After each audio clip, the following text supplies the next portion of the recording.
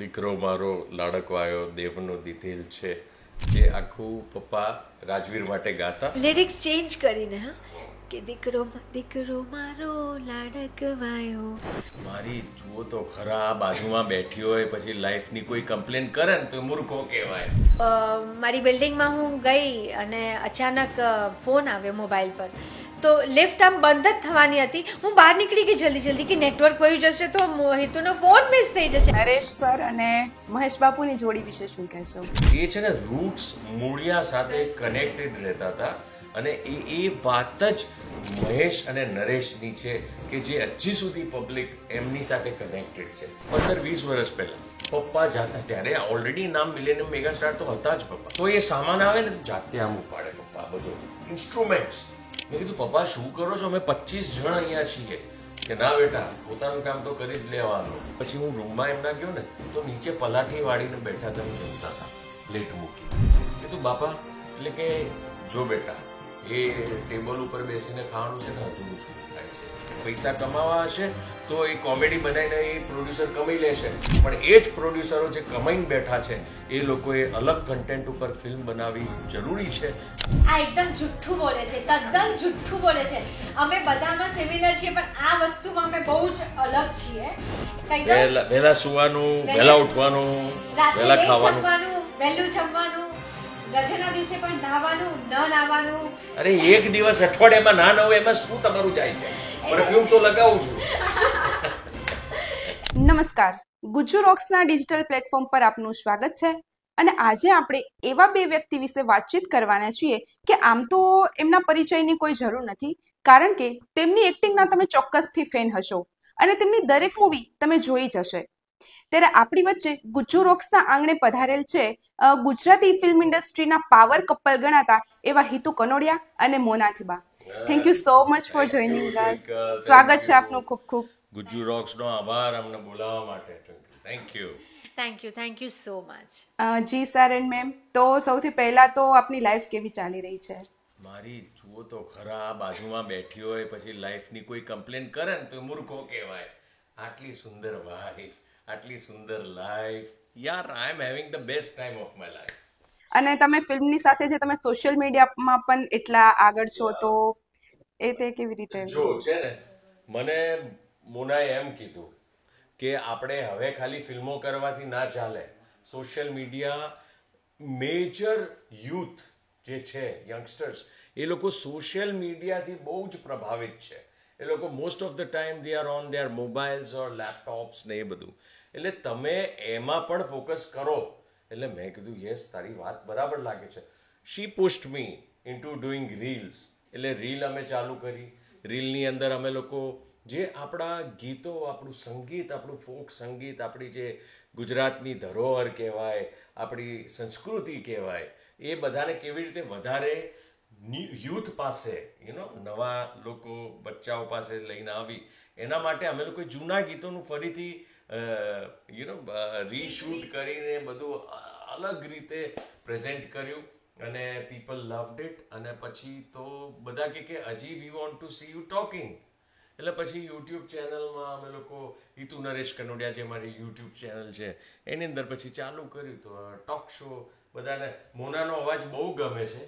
મને પૂછો એમનો અવાજ કેવો છે, પછી વાત કરીશ.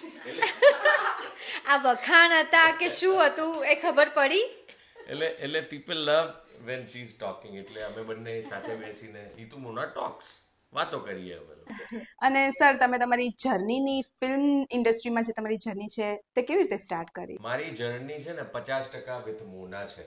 એટલે મને લાગે પહેલા મોના જવાબ આપે ને પછી હું. Yes ma'am. એટલે ફિલ્મી જર્ની કે પછી અમારી અંગત જર્ની? ફિલ્મી જર્ની.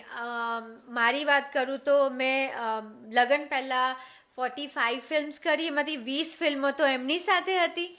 એટલે તમે માનશો, લગ્નને 10 વર્ષ થયા અને જ્યાં અમે બોયફ્રેન્ડ ગર્લફ્રેન્ડ હતા એ કંઈક 7-7.5 વર્ષ. એટલે ઓલમોસ્ટ અમે સાથે, હું એમની સાથે જ મોટી થઈ.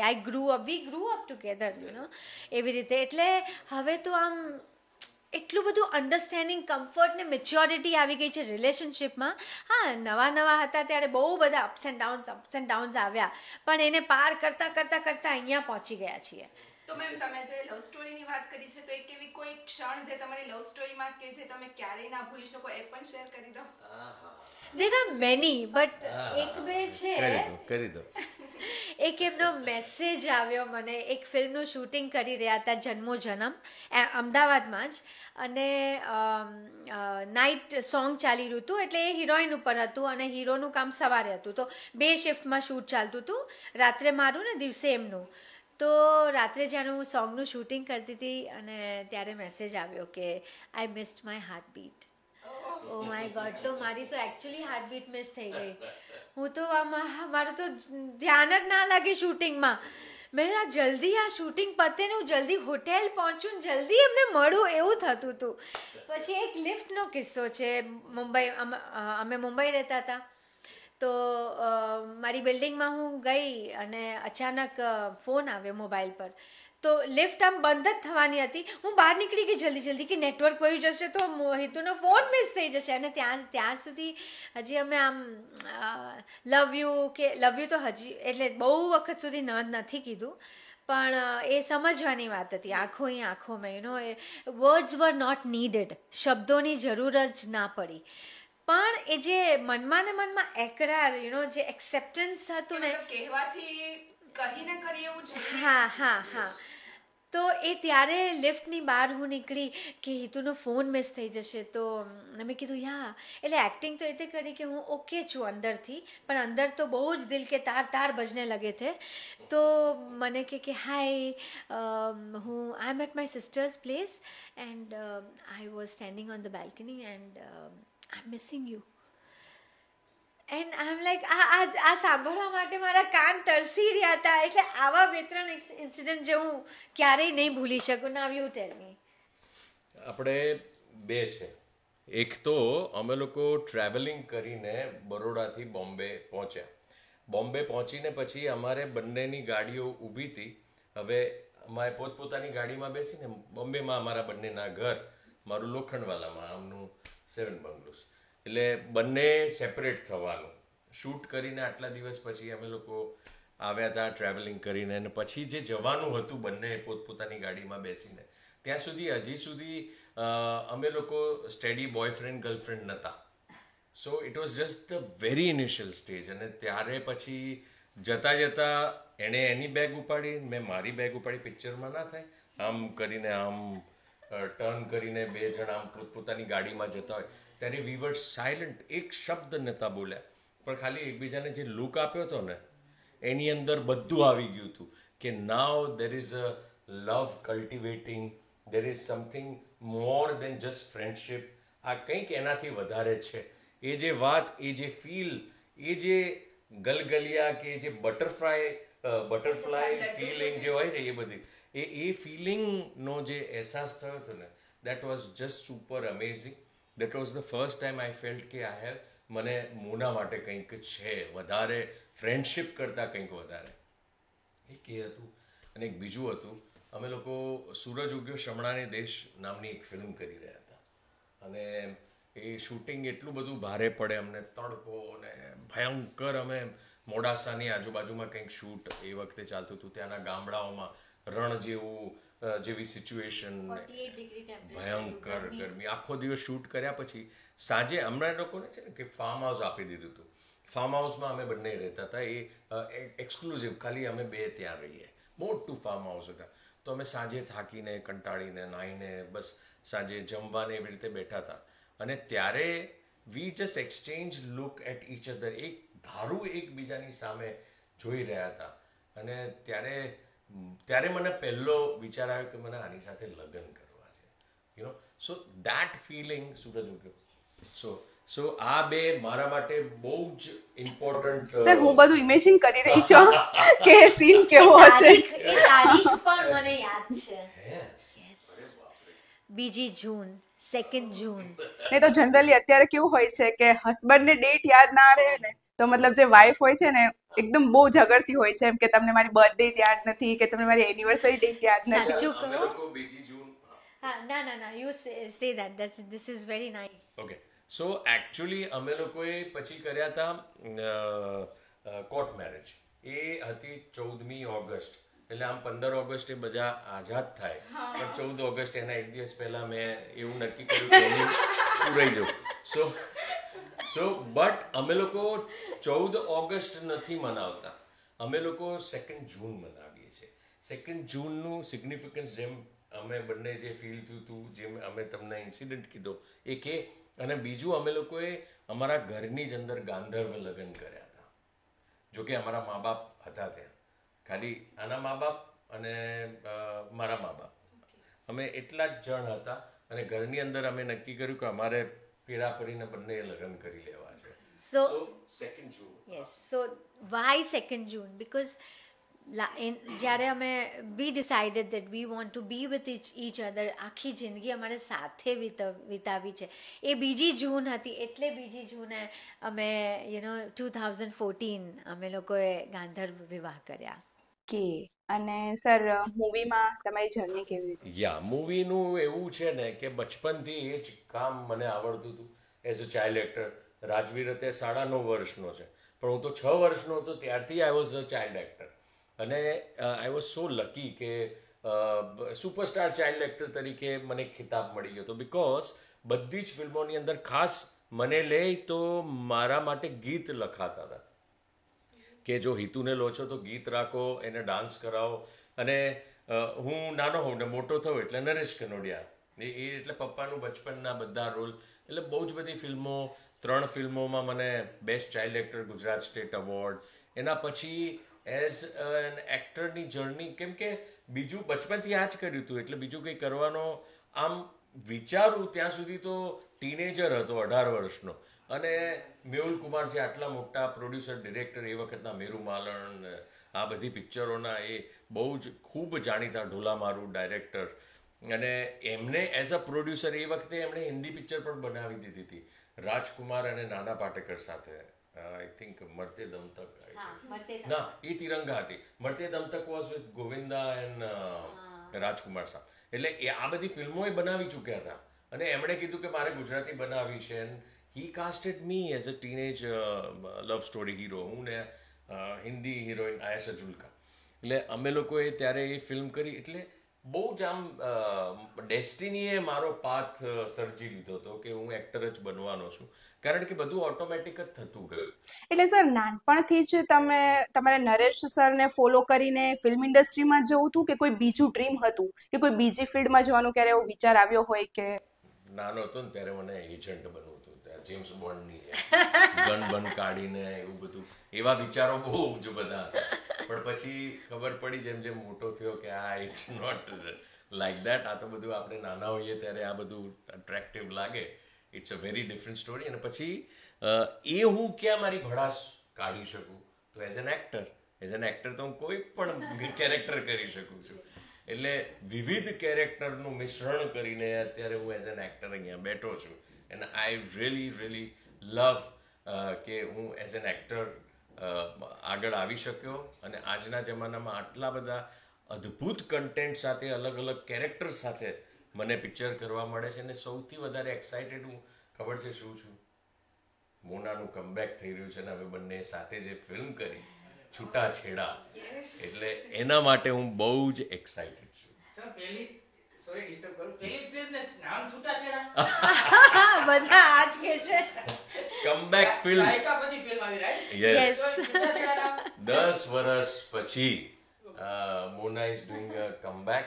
એને કીધું હતું કે રાજવીર થોડોક પગભર થાય, થોડો પ્રોપર સેટલ થાય, એના પછી હું પિક્ચર કરીશ. અમે તો એ 5 વર્ષનો થયો રાજવીર ત્યારથી મનાવીએ છીએ. 5 વર્ષ નહીં, 2 વર્ષનો. રાજવીર 2 વર્ષનો, પપ્પા મમ્મી બંને મનાવતા હતા, પણ આ મેડમ જરા કે ના હજી મારે એટલે તો જે છૂટાછેડા આવે છે કે દાયકા પછી સર અને મેમ તમે સાથે જોવા મળશો, તો તમને કેટલું એક્સાઇટમેન્ટ છે? એટલે ઇટ્સ અ મિક્સ્ડ ફિલિંગ. બહુ જ એક્સાઇટેડ છું, બહુ જ ખુશ છું. એટ ધ સેમ ટાઈમ બહુ ડર પણ લાગી રહ્યો છે. આમ ટુ સ્કેર્ડ. આમ કે શું થશે, પબ્લિકને ગમશે કે નહીં. અમને તો બહુ જ મજા આવી અને it's a mature love story. એટલે હું છે ને આમ ડાય હાર્ડ રોમેન્ટિક પર્સન છું યુ નો. મને તો આમે રોમેન્સ ને બધું હજી મને તો એવું જ બધું ગમે, પણ આ છે ને થોડાક બહુ આમ સિરિયસ ટાઈપ થઈ ગયા છે, આમ ગંભીર થઈ ગયા છે ઘરમાં પણ બહાર પણ. એટલે છે ને હું એમને કહું કે તમે પહેલાં જેવું કંઈ કરતા નથી પણ એ બાને મને પિક્ચરમાં તો કરવા મળ્યું. એટલે બધા કહે છે કે છૂટાછેડા નામ કેમ રાખ્યું, પણ એ સબ્જેક્ટ એવો છે ને કે તમે આખી ફિલ્મ જોશો ને એટલે તમને એમ લાગશે કે ના ના બરાબર છે. અને મજાની વાત એ છે કે એ પિક્ચરનું શૂટિંગ અમે અહીંયા ગુજુ રોક્સની ઓફિસમાં પણ કર્યું. અને સર તમે ફિલ્મમાં મતલબ એઝ અ એક્ટર તમારી જર્ની સ્ટાર્ટ થઈ અને તમે થોડા વર્ષો એમાં કામ કર્યું હશે, અને પછી કોઈ ફિલ્મના શૂટિંગ વખતે એવું કોઈ સ્ટ્રગલ કરવું પડ્યું હોય કે તમને એવું વિચાર આવ્યો હોય કે ના મારે ફિલ્મ ઇન્ડસ્ટ્રી છોડી દેવી છે અને બીજા કોઈ ફિલ્ડમાં? ના, એટલે બીજી ફિલ્ડમાં જવું છે એવું નથી ક્યારે વિચાર્યું, પણ સ્ટ્રગલ દરેક ફિલ્મમાં હોય છે. કેમ કે છે ને દરેક કેરેક્ટરને હું એક ફ્રેશ એક્ટર તરીકે જ અપનાવું છું અને એમાં બને એટલી પૂરેપૂરી મારી 100%ની મહેનત લગાવી દઉં છું. એટલે મને હંમેશા એવું લાગે કે હું ફ્રેશર છું અને કંઈક એવું ફ્રેશ આપું, કંઈક એવી નવી વાત આપું, નવા ઇમોશન્સ આપું, નવા એક્સપ્રેશન્સ આપું, કંઈક એવી વાત કરું કે જે ઓડિયન્સને એમ લાગે કે ના ના આ હેતુનું નહોતું ખબર અમને. એટલે તમે રાડો જોઈ લો કે વશ જોઈ લો કે કમઠાણ જોઈ લો કે તમે કોઈ પણ બધી પિક્ચરો જોશો ને એમાં તમને ક્યાંક ને ક્યાંક અલગ અલગ હેતુ દેખાશે. પછી તમે છૂટાછેડા જોશો કે પછી આવનારી ફિલ્મ ફાટીને જોશો, બધામાં તમને અલગ હેતુ દેખાશે. અને સર નરેશ સર અને મહેશ બાપુની જોડી વિશે શું કહેશો કે જીવનની કોઈ એવી ક્ષણ કે જે તમે ક્યારેય ભૂલી ના શકો? એ લોકોની તો વાત એટલી અદ્ભુત છે ને, એમની સાથે વિતાવેલી એક એક ક્ષણ હંમેશા યાદગાર બની રહે, કારણ કે એક એક વસ્તુની અંદર એક મેસેજ હતો. એમની દરેક વાતની અંદર કોઈક ને કોઈક આપણે એમાંથી શીખી શકીએ, કાં તો સંસ્કાર લઈ શકીએ, કાં તો સંસ્કૃતિની વાત આપણને મળી શકે, કાં તો આપણે સંબંધોની વાત. આ બધી જ વાતના પ્રેરણાદાયી એ લોકોની સાથે રહેવું. એટલે તમે વિચારો, અમે લોકો અમેરિકાની અંદર લાસ વેગસમાં હતા. લાસ વેગસની અંદર અમારા પ્રોગ્રામો મહેશ કુમાર પાર્ટીના શોઝ હતા, પપ્પા બાપા, અને 25 જણની આખી બધા મ્યુઝિશિયન્સ ને સિંગર્સ ને બધા. તો અમે લોકો ત્યાં જઈએ, પ્રોગ્રામો કરીએ અમેરિકામાં અને યુકે, ઇંગ્લેન્ડ, એવરીવેર. તો ત્યાંની 7 સ્ટાર હોટેલ લાસ વેગસની, અને એની અંદર રહેવાના 2-3 રૂમ હતા. એમાં પપ્પા બાપાનો હતો, મારો અને મારા ભાઈનો સુરજભાઈ, અમે બધા રહેવાનું ત્યાં. તો નીચે ત્યાંની ડાઇનિંગ ને એ બધું તમે જુઓ ને, it's amazing spread, it's like so, આમ તમે એમ આંખો ચાર થઈ જાય કે અરે યાર this is like life. Mahesh બાપા કે ના મને અહીંયા નથી ખાવું. તો પણ બાપા કેવી રીતે કે ના હું રૂમમાં ખાઈશ.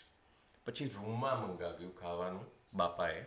અમે લોકો તો નીચે મસ્ત જમી લીધું, ટેબલ ઉપર આમ બધું ક્રોકરીઝ બધી સ્ટાઇલિશ ને એવું બધું. બાપા રૂમમાં જઈને પછી હું રૂમમાં એમના ગયો ને તો નીચે પલાઠી વાળીને બેઠા હતા ને જમતા હતા પ્લેટ મૂકીને. કીધું બાપા, એટલે કે જો બેટા, એ ટેબલ ઉપર બેસીને ખાવાનું છે ને અધૂરું ફીલ થાય છે. મને આઈ ડોન્ટ ફીલ સેટિસ્ફાઈડ. એટલે મને નીચે પલાઠી વાળીને બેસું અને એ પ્લેટમાંથી જમું ને મારા હાથથી, તો જ મને સંતોષ થાય છે. એટલે એ તમે સિલ્વર વેર, પેલી ક્રોકરી ને ફોર્ક ને નાઇફ ને એ બધાથી મને નથી મજા આવતી. સો ધીસ ઇઝ વોટ એટલે અમેરિકા જઈને પણ એટલી સાદગી. Yes, connected. એ છે ને રૂટ્સ, મૂળિયા સાથે કનેક્ટેડ રહેતા હતા. અને એ વાત જ મહેશ અને નરેશની છે કે જે હજી સુધી પબ્લિક એમની સાથે કનેક્ટેડ છે. ક્યાંય પણ તમે મહેશ બાપા કે પપ્પાની વાત મૂકશો ને એટલે પબ્લિક ઓટોમેટિકલી એ સાંભળવા માટે આતુર થઈ જશે, એ જોવા માટે આતુર થઈ જશે. So this is what they had in ધેમ.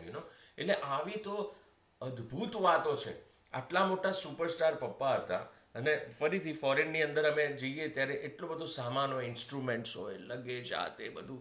તો એરપોર્ટની ઉપર પપ્પા છે ને પોતે જ, આઈ એમ જસ્ટ ટોકિંગ અબાઉટ આજથી સમજો ને 15-20 વર્ષ પહેલાં, પપ્પા ત્યારે ઓલરેડી નામ મિલેનિયમ મેગાસ્ટાર તો હતા જ પપ્પા, તો એ સામાન આવે ને જાતે આમ ઉપાડે પપ્પા, બધો ઇન્સ્ટ્રુમેન્ટ્સ.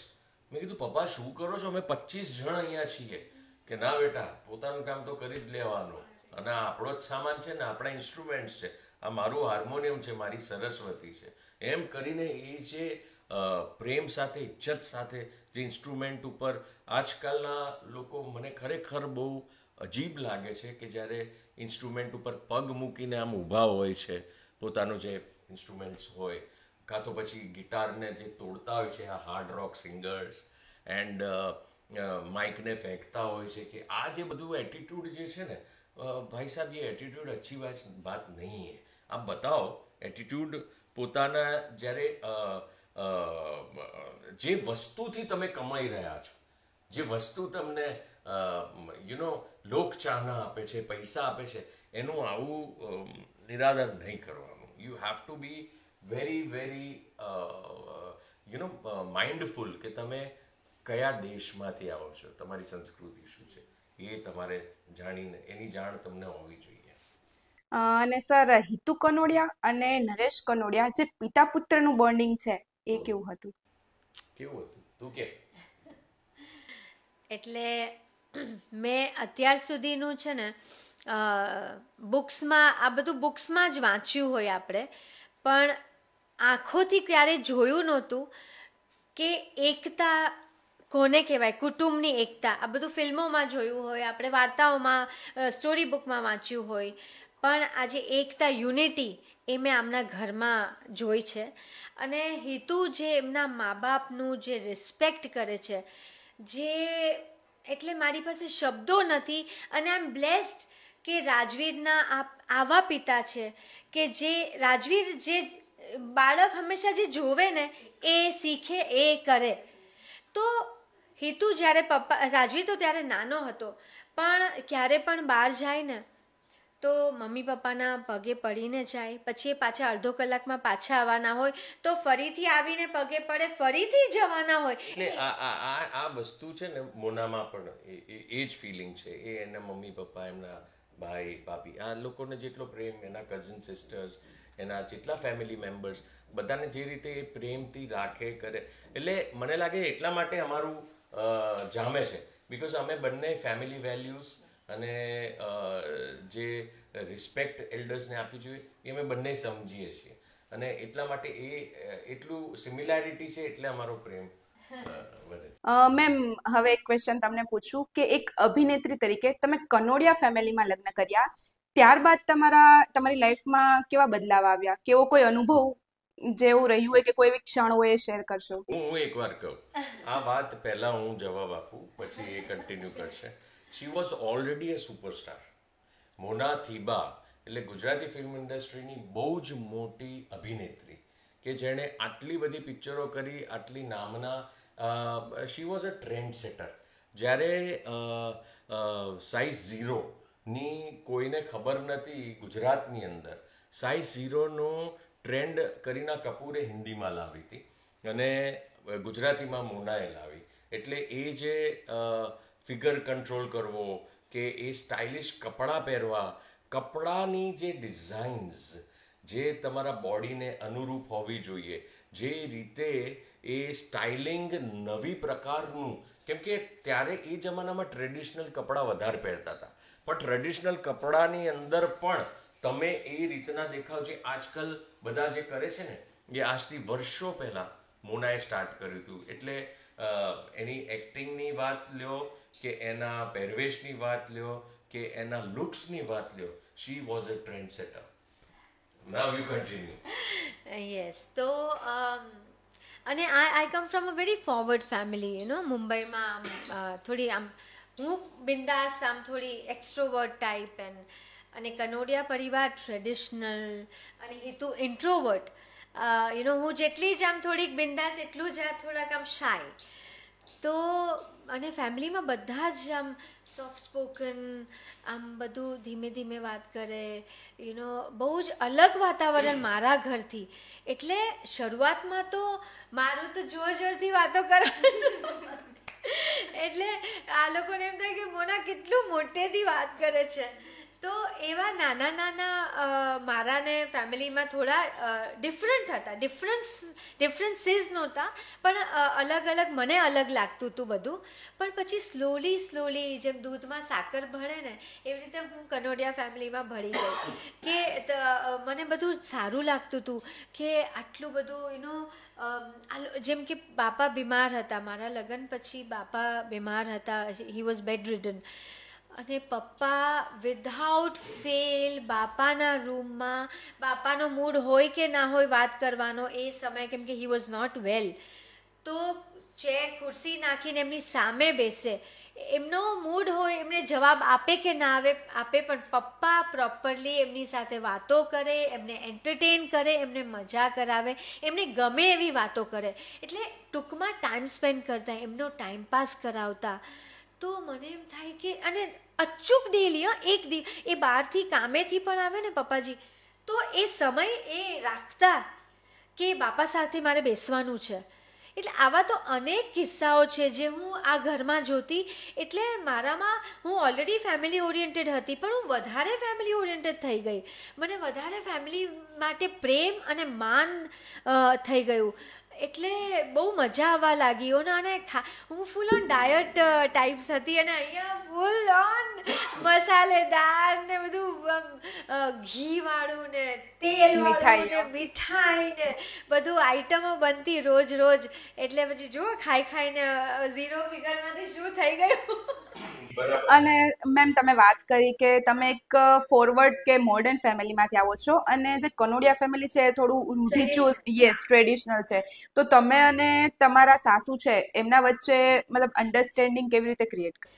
એટલે હું કહું કે બધાયને આવા સાસુ સસરા મળે, તમે માનશો એને ક્યારેય રોકટોક કરી જ નથી.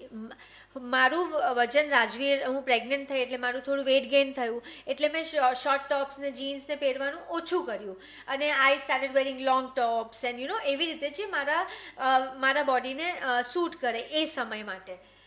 તો મારા સાસુ જઈને મારા માટે જીન્સ એન્ડ ટોપ ને બધું લઈ આવ્યા. મને કે આ તું બધું શું પહેરે છે, આ લે, આ પહેર. એટલે હું તો આમ આઈ વોઝ શોક્ડ કે મને મારા માટે મમ્મી બધા મોડર્ન કપડાં ખરીદીને લઈ આવ્યા. કે હું ત્યારે રાજવીર બહુ નાનો હતો, શોપિંગ માટે નહોતી જતી. મને કે તું આ બધો સલવાર કમીઝ ઉપર ચડી ગઈ છે ને, તો તારા માટે તું હિતુ જ્યારે બહાર જાઓ ત્યારે તમે બિંદાસ આવું પહેરો ને તો જરા સારું લાગે. એટલે જે લોકોને દેખાય છે એવું એકચ્યુઅલી અંદર છે જ નહીં. મેં જેમ કે કીધું કે રાજવીર 2 વર્ષનો થયો અને અમે આશીર્વાદ લેવા એમના રૂમમાં ગયા પપ્પા મમ્મીના, તો પપ્પાએ મને કીધું કે હવે રાજવીર 2 વર્ષનો થઈ ગયો છે, તમે કામ સ્ટાર્ટ કરી દો, તમે તમારું ટેલેન્ટ વેસ્ટ ના કરો. એટલે ઉમા કાકીની જેમ તમારું ટેલેન્ટ વેસ્ટ ના કરો. ઉમા કાકી એટલે મહેશ બાપાના વાઈફ. તો એટલે હું તો હિતુને કીધું, મેં કીધું મારે હજી કામ નથી કરવું, અને પપ્પા મને કહે છે કે કામ સ્ટાર્ટ કરી શકો છો. તો હિતુ કે કરી શકો છો એમ કીધું, બાકી તારી મરજી તારે કરવું ન કરવું. એટલે બધાને એવું લાગે બહાર કે કદાચ આ મોનાએ એટલે કામ બંધ કર્યું હશે કે બિકોઝ શી ગોટ મેરિડ અને ફેમિલી ના પાડે છે, બટ એવું એકચ્યુઅલી હતું જ નહીં. બિંદાસ આમ ટીવી જોવો, તમે ગીતો ગાઓ, ડાન્સ કરો, કાંઈ પણ કરો. એટલે એટલું બધું ફન હતું, ધમાલ. આ લોકો જે ફેમિલીમાં એન્જોય કરે છે ને એવું મારા ફેમિલીમાં તો મેં કર્યું જ નથી એન્જોય. મારું તો આમ સ્ટ્રિક્ટ અને મિલિટરી રાજવાળું ફેમિલી, અને ઓપોઝિટ અહીંયા ધમાલ મસ્તી, કભી ભી કુછ ભી કરો, સબ ચલતા હૈ. એટલે મને હિતુ મને બહુ જ બોલે કે તારી ગાડી આમ ટ્રેનના તારા મમ્મીને ત્યાં છે ને આમ ટ્રેનના પાટાની ઉપર ટ્રેન જાય એટલે જરાક બી રાઈટ કે લેફ્ટ નહીં જવાનું, સીધું જ જવાનું. એ કે કેટલું બધું સ્ટ્રેસ નથી પડતું કે આવી સ્ટ્રિક્ટ લાઈફ જીવીને. અને અહીંયા તો આહા ક્યારે બી ઉઠો, બિંદાસ એટીટ્યુડ. એટલે મને તો જે મનમાં ધારણા હતી એવું તો થયું જ નહીં. બધું સરસ. હું મારા મમ્મીને હજી બી કહું છું, મમ્મી મને અહીંયા છે ને વધારે ફ્રીડમ છે, અને હું ક્યારે પણ ઉઠી શકું. ભલે અત્યારે હું ફોલો કરું છું મારી એક pattern, because I am a morning person. ભલે હું વહેલી ઉઠું છું, એ મારી ચોઇસ છે. બટ અધરવાઇઝ હિતુ તો મને કહીશ તું રજાના દિવસે બી શું કામ વહેલી ઉઠે છે, તારે ઓફિસ ક્યાંય જવાનું છે, તારે ક્યાંય જવાનું છે, પોલીસ એટલે શું છે, લાઈફમાં ડિસિપ્લિન હોવું જરૂરી છે જ. ડિસિપ્લિન હોવી જોઈએ, પણ મજા કરવાનું કે રિલેક્સ રહેવાનું પણ ભૂલવું ના જોઈએ. એટલે કોમ્બિનેશન બંનેનું જો પ્રોપર કરી શકો ને તમે તો તમે લાઈફ ખરેખર એન્જોય કરી શકો. એક ડિસિપ્લિન, એક રૂલ તો ઓફકોર્સ હોવો જોઈએ, તો જ તમે કંઈક અચીવ કરી શકશો લાઈફની અંદર. પણ એની સાથે સાથે 2 દિવસ એવા ફેમિલી સાથેના રાખો કે જે તમે ખરેખર બિંદાસ આમ છે ને મજાથી એક પલંગ ઉપર પડ્યા તમારો દીકરો કે દીકરી પણ તમારી સાથે આમ એન્જોય કરતા હોય, તમારા ખોળામાં કે પેટ ઉપર સૂઈ ગયા હોય, તમે મસ્તીથી ટીવી ચાલુ હોય કે જે પણ, બધા રૂલ્સ તોડીને નાવું નથી. કશું નહીં, મમ્મીએ જે રૂલ બનાવે બધા એક દિવસ તોડીને મજા કરવાની. એટલે that's what life is all about. You have to enjoy as well as achieve.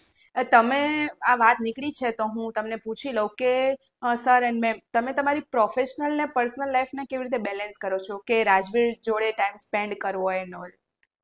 C Hitu બહુ જ બિઝી રહે છે, એટલે એ ઘરની બહાર વધારે હોય. That's the reason I had chosen to be at home. કેમ મેં કામ લેટ સ્ટાર્ટ કર્યું? Because Hitu was never at home. તો અમારું એવું માનવું છે કે બાળક પાસે એક પેરેન્ટ તો હોય, એટલે મેં ચૂઝ કર્યું કે હું રાજવીર પાસે રહીશ અને તમે બહાર કામ કરો. પણ જ્યારે પણ હિતુ ઘરે હોય એ સમય જે quality time, he is not able to give quantity time, but એ જે ક્વોલિટી ટાઈમ આપે છે ને એ અદ્ભુત હોય છે. એ બધા જ દિવસોનું કોમ્પન્સેટ કરી દે છે. અત્યારે પણ તમે રાજવીરને પૂછો ને કે મમ્મા ગમે કે પપ્પા, હું આખો દિવસ ગધા મજૂરી કરીને મરી જાઉં છું તો એ કહે છે કે આઈ લવ પપ્પા મોર. પછી મારા સામે જોવે, નો નો મમ્મા આઈ લવ યુ ઓલ્સો. પછી મેં કીધું ઇટ્સ ઓકે, સાચું બોલી દે. એટલે વી હેવ સિક્રેટ ઓલ્સો, મારા અને રાજવીરના. એટલે કંઈક સિક્રેટ વાત હોય ને તો કંઈક એવી કે જે મમ્મીને કહો તો એને બોલ પડશે કે એને વળશે, તો એ પછી એ સિક્રેટ મને કહે. પછી અમે બંને એ વાતને કેવી રીતે મેન્યુપ્યુલેટ કરીને, મમ્મીને મસ્કા મારીને કેવી રીતે વાત પાછી રાજવીરના ફેવરમાં કરી નાખીએ, એવી રીતે આખો પ્લાન કરીએ. સો that's how. I want to tell one thing about હેતુ, કે હેતુએ મારા જીવનમાં નેચર સાથે, કુદરત સાથે જે મારું રિલેશન બનાવ્યું. પહેલાં એવી હું હતી કે આઈ વોઝ સો મચ વર્કોહોલિક. મને મારી માટે કામ જ સર્વસ્વ હતું. હજી પણ મારા માટે કામ is the first priority. But કુદરત સાથે એક કનેક્શન નહોતું જે હિતુએ કરાવ્યું. હિતુએ મને ટ્રાવેલર બનાવી. હી લવ્સ ટ્રાવેલિંગ, એટલે એમણે મારા અંદર ટ્રાવેલિંગનું એક આમ પ્રેમ ઉત્પન્ન કર્યો કે નાઉ વી ટ્રાવેલ અ લોટ. અને એ જે ટ્રાવેલિંગમાં અમે મજા કરીએ, એ મજા કેમ કરવી એ હિતુએ શીખવ્યું કે આ ઝાડમાં પણ બ્યુટી છે, આ રોડ પર પણ બ્યુટી છે. એટલે એમને કોઈ પણ વસ્તુમાં બ્યુટી દેખાય. હવે I have actually become like that, કે હવે હું રાજવીરને કહું કે this is so beautiful, that is Rajveer જોવા માંડે, વિચાર કે આમાં બ્યુટી શું છે, પણ મને ને હિતુને દેખાતી હોય એમાં બ્યુટી. એટલે એ બધું છે ને નવી વસ્તુ સાથે મારું રિલેશન હિતુ. એટલે કેવી રીતે સ્ટાર્ટ કર્યું હું કહું તમને, કે મોના પહેલા આમ સિરિયસ કામ કરે ને મહેનત કરે ને એ જ બધું. તો શૂટિંગો અમે સાથે પિક્ચરો કરી, લગભગ 20-25 પિક્ચરો થઈ ગઈ. તો એની અંદર પેકઅપ થાય ને સાંજે 5 વાગે, કેમ કે મોસ્ટલી સનલાઇટમાં આઉટડોર શૂટિંગ કરીએ અમે લોકો. એ વખતે ઇન્ડોર બહુ ઓછું થતું હતું, આઉટડોર વધારે થતું હતું. તો જ્યારે 5 વાગે સનલાઇટ ડાઉન થયો ને એટલે કેમેરામેન કહી દે કે now we cannot shoot more, pack up. તો ત્યારે જે સન ડાઉન થતો હોય, સનસેટ થતો હોય, અને આમ મોસ્ટલી શૂટિંગ ક્યાં હોય, આઉટસ્કર્ટ્સ ઓફ સિટીઝ ના હોય. એટલે તમે વિચારો કે જે ખેતરોમાંથી જે ગાડીઓ પસાર થાય, એ નદીઓ વહેતી હોય, બધા પહાડો હોય ને એ જે બ્યુટીફુલ લાગે ને, પછી હું એને કહું કે હવે તું જરા બહાર તો જો, તું આમ પોતાનામાં જ છે, તારા સીનમાં, સિક્વન્સમાં, શૂટિંગમાં બહાર જોતો. એમ કરી ધીરે ધીરે પછી એને એ અમારો મી ટાઈમ, અમારો જે બેસ્ટ ટાઈમ હતો ને, શૂટિંગ પેકઅપ થાય ને, અને જે અમે લોકો શૂટિંગના ફ્લોર પરથી કે લોકેશન પરથી જ્યારે અમે સ્ટુડિયો કે એવી રીતે હોટલ પાછા જતા હોઈએ ને સાથે બેઠા હોઈએ, અને એ જે ટાઈમ અમને ખૂબ અદ્ભુત ગમતો. અને ત્યારથી એની શરૂઆત થઈને ત્યારથી she started liking all this nature. નેચરની ખૂબી એને ત્યારથી વધારે માણી. એટલે પછી તો સમય આવ્યો કે 2-3 વાગ્યાથી હું ટાઈમ જોઉં Backup ક્યારે થશે? બેકઅપ ટાઈમ ક્યારે થશે એટલે હવે 2 કલાક બાકી, હવે 1 કલાક, હવે 20 મિનિટ બાકી. આવી રીતે હું ટાઈમ ગણતી કે એ જે અદ્ભુત સનસેટ ટાઈમ, અમારો ટાઈમ સ્ટાર્ટ થશે, એ જે અમે ગાડીમાં જતા હોય હાથમાં હાથ નાખીને, ઓહો, it is amazing time you know. Sir તમે તમારી માતાનો જે સંઘર્ષ છે જી. તેના પર તમારું શું કહેવું? See it's like this. કોઈ પણ સક્સેસ હોય એની પાછળ કે છે ને કહેવત કે there is always woman behind the success. તો ઇટ ઇઝ ટ્રુ બિકોઝ મા છે, પત્ની છે, એ લોકો જો તમારા સપોર્ટમાં ના ઊભા રહે ને તો તમે જે પણ પ્રોફેશન કરો છો ને એ તમને એટલી બધી સક્સેસ નથી આપતું, કાં તો પછી તમને હંમેશા એક અધૂરું જ ફીલ થાય છે. પણ પૂરેપૂરો સપોર્ટ તમારી પત્નીનો કાં તો તમારા માનો રહે છે ને તો તમને પૂર્ણ રીતે તમે એ આગળ વધી શકો છો, તાકાતથી વધી શકો છો. અને એટલા માટે જ મારી મમ્મી ભલે અમે મુંબઈમાં મોટા થયા બચપનથી, એ બધું ઇંગ્લિશ સ્કૂલ, ઇંગ્લિશ કોલેજ, આ તે મમ્મીને એટલું બધું નહોતું આવડતું, તે છતાંય એણે જે મહેનત કરીને જે અમને લોકોને અમે આગળ વધી શકીએ, અમને સરસરાટ ઇંગ્લિશ બોલી શકીએ કે પછી ભણવામાં કંઈક સારું રિઝલ્ટ લાવી શકીએ, એના માટે સારામાં સારી સ્કૂલ, સારામાં સારી કોલેજ, જય હિન્દ કોલેજ ચર્ચગેટની અંદર મુંબઈમાં, હિલગ્રેન્જ હાઈસ્કૂલ પેડર રોડની અંદર જ્યાં મુકેશ અંબાણી સાહેબનો અત્યારે એન્ટેલિયા જે બંગલો છે, સો દેર ઓનલી અમે લોકો. અને અંબાણી ફેમિલી પણ એ સ્કૂલમાં જતું હતું, કપૂર ફેમિલી પણ એ સ્કૂલમાં જતું હતું. એટલે એ રીતે એવી બધી સ્કૂલ ને કોલેજમાં અમને ભણાવ્યા અને મોટા કર્યા છે. સો હેટ્સ ઓફ કે એ સંઘર્ષ બહુ મોટો સંઘર્ષ છે જે અમદાવાદથી આવીને મમ્મીએ આ સોસાયટીના બધા અલગ નિયમો હોય છે મુંબઈની અંદર, કંઈક અલગ જ વાત હોય, એની અંદર ઊભા રહેવું. પછી મારા મમ્મી હોય કે આના મમ્મી હોય, એ લોકોએ ખૂબ મહેનત કરીને અમને લોકોને કાબિલ બનાવ્યા કે આજે અમે લોકોની સામે ઊભા રહી શકીએ છીએ. અને સર એક કિસ્સો એવો પણ છે કે તમે નરેશ સરને જ્યારે તમારા માટે પહેલીવાર ફિલ્મ પ્રોડ્યુસ કરવાનું કહ્યું હતું ને એને તમને ના પાડી દીધી ના હતી, પાડી. તો ત્યારે એ ના ભાઈ, તારા માટે પિક્ચર અત્યારે નહીં બને. એટલે પ્રોડ્યુસર તરીકે કરોડિયા ફિલ્મ્સ હોય, પણ તે છતાંય મને લઈને 100% બનાવી શકતા હતા પિક્ચર. પણ એમણે ના પાડી હતી કે અત્યારે નહીં બેટા, તને નહીં ખબર પડે, તને પછી ખબર પડશે. અને ખરેખર મને હવે રિયલાઇઝ થાય છે કે એ વખતે જો પપ્પાએ મારા માટે ફિલ્મ બનાવી દીધી હોત તો કદાચ મને એ સ્ટ્રગલ શું કહેવાય કે એ ખુશી શું કહેવાય કે આજે હું 100 કરતાં વધારે ફિલ્મો કરીને બેઠો છું. અને આજની તારીખમાં પણ આટલા વર્ષોથી ફિલ્મ ઇન્ડસ્ટ્રીમાં છું, તે છતાંય નવી નવી ફિલ્મો, નવી નવી ઓફર, નવા નવા કન્ટેન્ટ, મને સેન્ટ્રલ કેરેક્ટર બનાવીને બધા મને પ્રોજેક્ટો ઓફર થાય છે. એ આજની તારીખમાં પણ જે થઈ રહ્યું છે એ પપ્પાના એ શબ્દોના લીધે, કેમ કે એમણે મને ત્યારે પાંગડો ના બનાવ્યો. મને જો ફિલ્મ એમણે બનાવીને જો ઊભો રાખ્યો હોત તો હું લાચાર એક્ટર હોત, કે પપ્પાના દમ પર કે પપ્પાના પ્લેટફોર્મ પર હું ઊભો રહીને બધું કરું.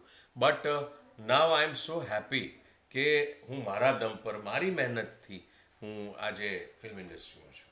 અને સર જે ગુજરાતી ફિલ્મ ઇન્ડસ્ટ્રીમાં હવે જે નવા વિષયો અને નવી કહાનીઓ પર જે ફિલ્મો બની રહી છે કે દરેક ફિલ્મમાં કોઈ નવો એવો સબ્જેક્ટ કે એવું હોય છે, તેના પર શું કહેવું આપનું? એ જ બહુ જ અદ્ભુત સમય ગુજરાતી ફિલ્મ ઇન્ડસ્ટ્રીનો ચાલી રહ્યો છે કે એટલા બધા અલગ અલગ પ્રકારના કન્ટેન્ટો, અને એ પણ એવી સુંદર વાત કે ભાઈ તમારી નેશનલ એવોર્ડ પણ તમે લઈને આવો છો, બરાબર છે, હેલારો લઈને આવી, નેશનલ ટોપ એક્ટ્રેસ પણ આપણે ગુજરાતી ફિલ્મની આપણે માનસી પારેખને નેશનલ એવોર્ડ મળે છે. તમે જુઓ કોસ્ચ્યુમ માટે પણ નિકીને નેશનલ એવોર્ડ મળે છે.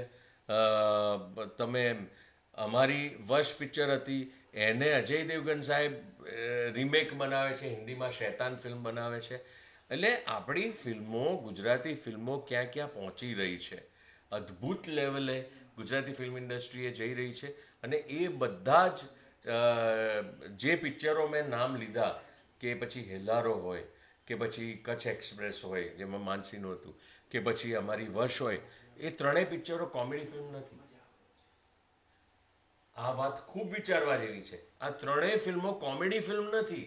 એનો મતલબ કે જે એક ધબ્બો લાગી ગયો હતો, ગુજરાતી પિક્ચરો તો કોમેડી જ હોવી જોઈએ તો જ એ ચાલે. હવે ખાલી માત્ર ને માત્ર ટંકશાળ એટલે કે બોક્સ ઓફિસમાં પિક્ચર જો સક્સેસ થાય તો જ એ પિક્ચર તો જ એ ઇન્ડસ્ટ્રી સક્સેસ છે, તો જ ફિલ્મો સક્સેસ કહેવાય ના. એટલે પાછું ભલે પ્રોડ્યુસરો માટે ઇટ ઇઝ વેરી ઇમ્પોર્ટન્ટ કે પૈસા એ લોકો રિકવર કરે, પણ એની સાથે સાથે growth of a film industry ત્યારે થાય છે કે જ્યારે આપણે આપણા ગુજરાત સિવાય પણ બહાર નીકળીને એ ફિલ્મોને માત્ર પબ્લિકે કેટલી જોઈને પૈસા કેટલા કમાયા એ ગણતરીથી બહાર નીકળીને તમે એઝ મેકર્સ કેટલા આગળ વધી રહ્યા છો, જે મલયાલમ ફિલ્મોએ કરીને બતાવ્યું.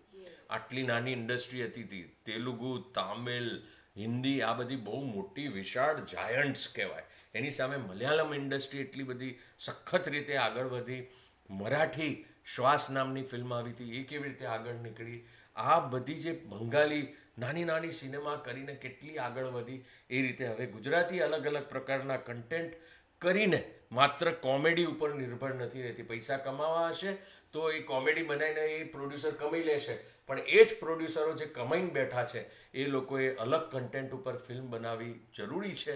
એટલા માટે કે તમે અલગ બનાવશો તો તમે આખા વિશ્વના નકશા ઉપર તમારી ભાષાની ફિલ્મની નોંધ લેવડાવી શકશો.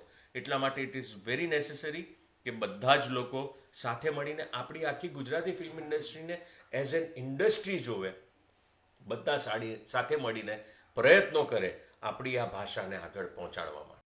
મેમ, તમે ગુજરાતી ફિલ્મ ઇન્ડસ્ટ્રીના મહાનાયક નરેશ સર સાથે કામ કર્યું હોય એનો કોઈ અનુભવ શેર કરશો? હા, એટલે એક ફિલ્મમાં પપ્પાજી મારા એલ્ડર બ્રધર નો રોલ પ્લે કરી રહ્યા હતા અને મને એટલો ડર લાગી રહ્યો હતો, એટલી ગભરાટ છૂટી હતી મને કે કેમ કે વી વર ફેમિલી ફ્રેન્ડ્સ, પણ પ્રોફેશનલી મેં ક્યારેય એમની સાથે કામ નહોતું કર્યું. અને હી સો પ્રોફેશનલ.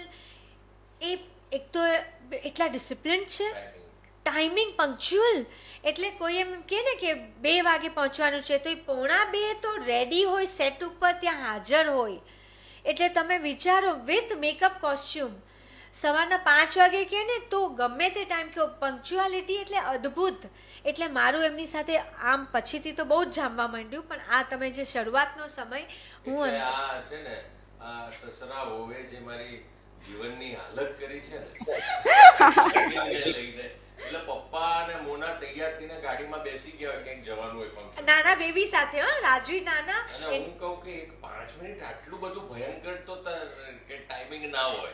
આ લોકો ડોટ કે કીધું તું ને 7 વાગે પહોંચવાનું એટલે પહોંચવાનું. એટલે હું આમ વિચારું કે 7:05, 7:10 ચાલે, 5-10 મિનિટ પણ ના ચાલે. આ લોકો તો એટલા બધા ડોટ ટાઈમિંગ. એટલે મારી જે હાલત કરી છે એટલે મને એટલે બહુ જ મજા આવે પપ્પા સાથે, કેમ કે અમે બંને સખત પંક્ચ્યુઅલ. અને હિતુ મને રૂમમાં કે જો પપ્પા ભલે ગાડીમાં બેસી જાય, તું ના જઈને બેસી જતી, નહીં તો પપ્પા મને બોલશે કે તું કેમ લેટ છે, આવું કરે. અને મતલબ તમારું બોન્ડિંગ આટલું સારું હતું કે તમારા સાસરામાં, તો રાજવીરના જન્મ બાદ તમારા કામમાં ને એમાં કોઈ બદલાવ આવ્યા કે? એટલે હું તમને પહેલા સવાલનો પહેલાં હું જવાબ આપી દઉં, જે તમે પપ્પાજી વાળો કીધો, કે હું એટલી ડરતી હતી અને એ સેટ ઉપર આવ્યા અને જે ઓરા એમનો ક્રિએટ થયો, અને જે હું તો ત્યારે નવી હતી અને એમણે એટલી મને કમ્ફર્ટેબલ ફીલ કરાવી, મને નહીં, બધા જ સેટ ઉપર જે કલાકારો હોય, સ્પોટ બોય, બધાને એટલું કમ્ફર્ટેબલ અને એટલું હલકું લાઇટ વાતાવરણ આમ ફેલાવી દે ને કે બધા હસતા રમતા આમ કામ કરી દે. અને રાજવીર આવ્યો અને પછી જે ઘરનું વાતાવરણ, એટલે રાજવીર અને પપ્પાએ જે ટાઈમ સ્પેન્ડ કર્યો છે ને મારી પાસે, એ જે ફોટા અને વિડીયોઝ છે, એ તો આમ સુવર્ણ યાદો છે કે મને રાજવીર શું કરે છે. 3-4 કલાક એઝ અ બેબી પપ્પાની સાથે રૂમમાં હોય, એ લોકો શું કરતા હોય મને નથી ખબર, પણ જે મજા કરતા હોય. અને સૌથી પહેલો શબ્દ 7મા મહિને રાજવીર જે શીખ્યો એ હતો દાદા. નોટ મમ્મા, નોટ પપ્પા, ઇટ વોઝ ઓનલી દાદા. એટલે આ કેટલી મોટી વાત કહેવાય કે હું જેની સાથે 24 કલાક ચિપકેલી હોઉં, મમ્મા નહીં પણ હી વોઝ સેઇંગ દાદા. એ કેટલું કનેક્શન હશે.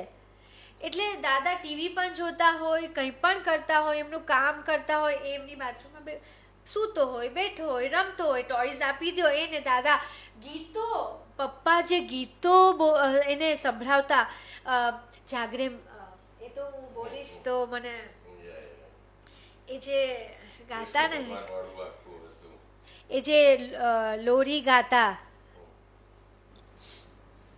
દીકરો મારો,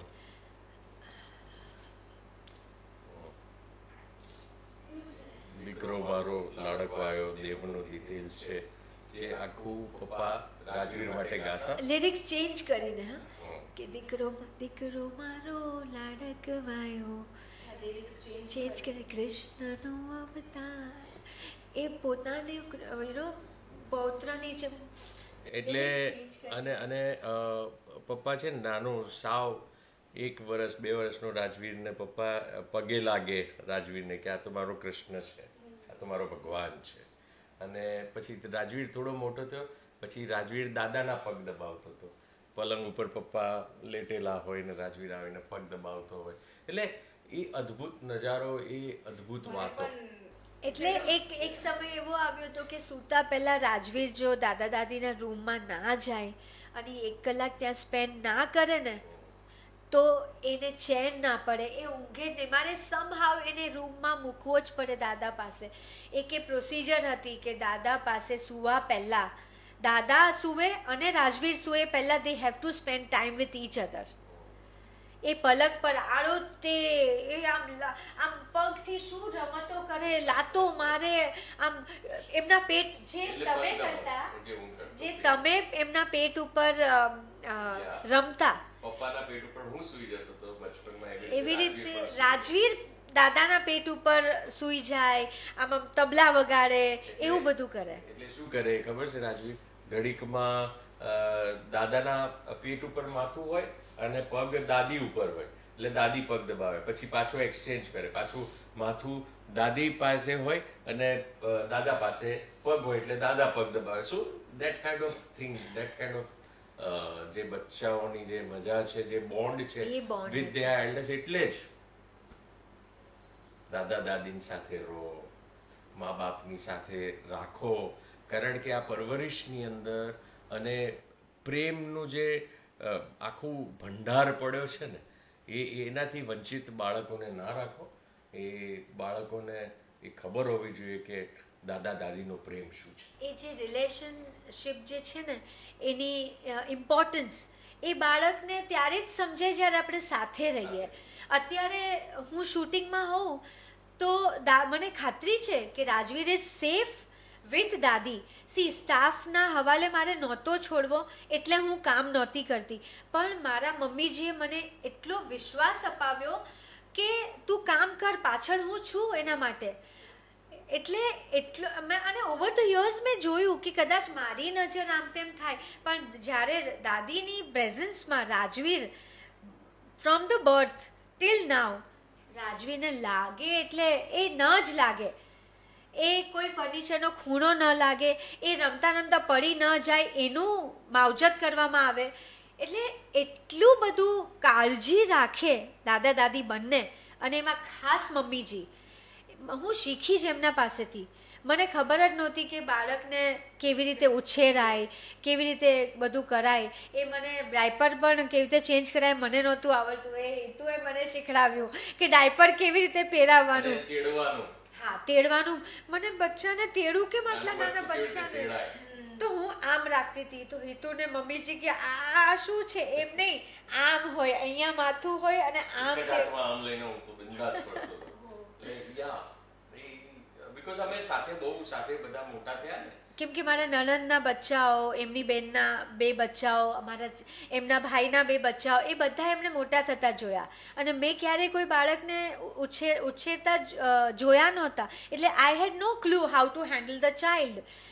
એટલે સર અત્યારે કેવું છે કે અત્યારની જનરેશનમાં જે ઘરની વહુ હોય ને, કે તમે કહો છો કે જેમ જોઈન્ટ ફેમિલીમાં રહેતા હતા, તો જે ઘરની વહુ હોય ને એમને જે સાસુ સસરા હોય ને એમની જોડે એમને નથી રહેવું હોતું, કે એના લીધે થઈને એમના જે ચિલ્ડ્રન્સ હોય ને એમને પણ એટલા સંસ્કાર જે મળવા જોઈએ એટલા નથી મળતા હોતા.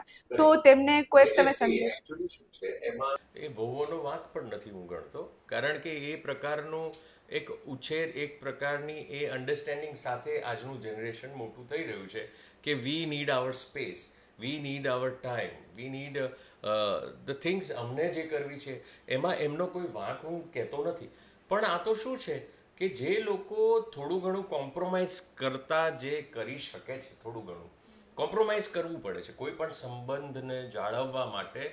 Everyone needs to compromise, otherwise એ સંબંધ જળવાતા નથી. પછી એ પતિ પત્નીના હોય, ભાઈ બહેનના હોય, બાપ દીકરાના હોય, સાસુ વહુના હોય, કોઈ પણ સંબંધને કેળવવા માટે, આગળ ચલાવવા માટે આજનું ઘણું ખરું જનરેશન એમ માને છે કે અમારે તો એકલા જ રહેવું છે. એટલે કદાચ મેરેજ પણ નથી કરવા, કદાચ બાળકો પણ નથી જોઈતા. આ એક નવી પ્રકારની એક વેસ્ટર્ન કલ્ચર કે વેસ્ટર્ન થિંકિંગ આવી ગઈ છે, which is not very good, which is not very right. કેમકે અલુફ એકલા થતા રહ્યા છે. જાપાન આટલું બધું આગળ વધી રહ્યું છે, આટલું બધું સરસ છે, પણ તમે જોશો કે એમાં ઉદાસીનતા છે. ત્યાંના સિટીઝન્સને તમે જોશો એકલા એકલા ટ્રેનમાં ચડ્યા, એકલા એકલા ઓફિસ ગયા, એકલા એકલા પોતાનું કામ કર્યું, એ બધું they are doing it alone. Then why have they taken a birth in this world? તમે શું કરવા જન્મ્યા છો ભાઈ? આ વિશ્વ એટલા માટે આપણું છે કે આપણે સાથે એઝ હ્યુમન બીંગ્સ રહીએ, ટુગેધરનેસ. એટલે એના માટે તમારે બધાએ કંઈક નાનકડું કોમ્પ્રોમાઇઝ કરીને જો સાથે રહી શકો છો તો આવનારી પેઢી માટે બહુ સારું છે. બાકી તો તમારા નસીબ. If you are liking to stay alone, it's your wish. અમે કંઈ ઉપદેશ આપવા કોઈ બાવાજી નથી બેઠા અહીંયા, બટ પોતાના જે પણ લાઈફના એક્સપિરિયન્સ લઈને બેઠા છીએ ને, એનાથી અમે ડેફિનેટલી કહી શકીએ છીએ કે વધારે એન્જોયમેન્ટ જો તમે સાથે હશો, તમારા ફ્રેન્ડ્સને પણ સાથે રાખો. અમે એમ નથી કહેતા કે ફ્રેન્ડ્સને હવે રાખો. Keep your friends together, keep your family together, and you will have the most fun. તમે ખૂબ જીવનને માણી શકશો સુખી રીતે. And I want to add here one thing કે મા દીકરી હોય ને એમાં પણ ડિફરન્સ ઓફ ઓપિનિયન હોય છે, રાઈટ? અત્યારે મારા ને રાજવીરમાં મારો 9 વર્ષનો દીકરો, અમારા બેના ઝઘડા રોજ થાય. હું કહું આમ, એ કે નહીં આમ. એટલે ડિફરન્સ ઓફ ઓપિનિયન ક્યાં નથી? દરેક રિલેશનશિપમાં છે. તો અગર સાસુ વહુમાં ડિફરન્સ ઓફ ઓપિનિયન હોય કે પતિ પત્નીમાં, એ you have to work on it. એ ટેમ્પરરી હોય છે, એને બેસીને વાતચીત કરીને સોલ્વ કરો. એટલે સી કોમ્પ્રોમાઇઝ, એડજસ્ટમેન્ટ દરેક, ઇવન ફ્રેન્ડશિપમાં તમે ફ્રેન્ડ્સ કામમાં નથી કરતા, ઓફિસમાં એમના હેડ બોસ જે કે એ આપણને ના ગમતું હોય તો એ કરો છો ને, થોડી આપણે ત્યાં જક મારીને કરો છો તો ઘરમાં કેમ નહીં કરતા? હા, એ આપણે નોકરી છોડી દઈએ છીએ કે આપણે કામ છોડી દઈએ છીએ? No, we adjust, we compromise. તો the same way we have to work on a relationship. અગર તમને આ રિલેશનશિપ જોઈએ છે, you want it to be successful, you want it to be go head with the relationship, then તમારે એના માટે સંઘર્ષ તો નહીં કહો, પણ તમારે એના માટે પ્રયત્નો તો કરવા જ પડે. એટલે હું એમ માનું છું કે સાથે રહેવામાં વધારે મજા છે. બિકોઝ કહે ને કે દરેકમાં એડવાન્ટેજ અને ડિસએડવાન્ટેજ હોય છે, પણ હું એમ કહીશ કે સાથે રહેવાના એડવાન્ટેજીસ, ફાયદા વધારે છે અને નુકસાન ઓછું છે. અત્યારે જ્યારે તમે સાથે રહ્યો ને તો તમે ફરવા જાઓ ને તો તમે ઘરને જેમ તેમ મૂકીને જઈ શકો છો. એ ચિંતા ના હોય, બાળક આવશે તો શું થશે એ ચિંતા ના હોય, એ બધું એટલે સર આના પરથી મને એક વાત યાદ આવી કે અત્યારે કેવું છે કે ફિલ્મ ઇન્ડસ્ટ્રીમાં જે કપલ હોય છે ને એ થોડા સમયમાં મતલબ સાથે વધારે સમય સાથે નથી રહી શકતા, અને તમારું ઉદાહરણ એક પાવર કપલ તરીકે કહેવામાં આવે છે કે એક પાવર કપલ કે હિતુ કનોડિયા અને મોનાથીબા. યસ, તો અમારા રિલેશનશિપમાં બી ઉપર નીચે, એટલે અમારા ડિફરન્સ ઓફ ઓપિનિયન એમ અમે એટલે એવો કોઈ મતલબ એવું કોઈ તમે ફર્સ્ટ એન્ડ ફોરમોસ્ટ હું બધા જ નવા નિશાળિયાઓને કહી દઉં જે લોકો નવા કપલ્સ બન્યા છે કે ભાઈ love is the ultimate in life. Enjoy when you get the togetherness. સાથે તમને ભગવાને તમને આપ્યો છે એક સુંદર મોકો. સરસ રીતે લાઈફને એન્જોય કરો. બીજું, જો પ્રેમમાં હો તો છુપાવવાની શું જરૂર છે? બધા લોકો બહુ છુપાવતા હોય છે. નહીં છુપાવો. દિલ ખોલીને દુનિયાને ઢંઢેરો પીટો, છાતી ઠોકીને Yes, we કહો are in love. We are in love and we are going to be together all our life. અમે નહોતું છુપાવ્યું. સર બોલ. આજકાલ લગ્નની season ચાલી રહી છે, હવે next કોના છે?